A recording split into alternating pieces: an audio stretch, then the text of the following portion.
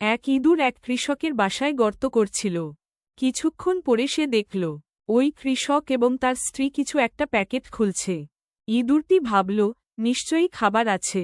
কিন্তু একটু পরেই সে হতবাক হয়ে গেল, প্যাকেটের ভিতর ছিল একটা ইঁদুর ধরার ফাঁদ। ইঁদুরটি ভয়ে দৌড়ে গেল খামারের অন্য প্রাণীদের কাছে সাহায্য চাইতে, মুরগি, ছাগল, গরু, কিন্তু কেউই তাকে সাহায্য করল না। সবাই বলল, ওটা তো তোমার সমস্যা, আমাদের না। কিছুদিন পর সেই ফাঁদে এক বিষধর সাপ ধরা পড়ল।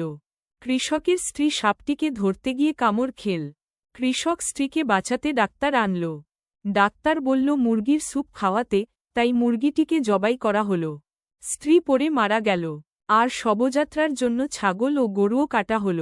শেষে ইঁদুরটি নিঃশব্দে বলল, তুমি ভাবলে এটা শুধু আমার সমস্যা, কিন্তু বিপদ কারো একার হয় না। অন্যের সমস্যা ছোট ভেবে উপেক্ষা করো না, কারণ একদিন সেই সমস্যা তোমার কাছেও পৌঁছে যেতে পারে।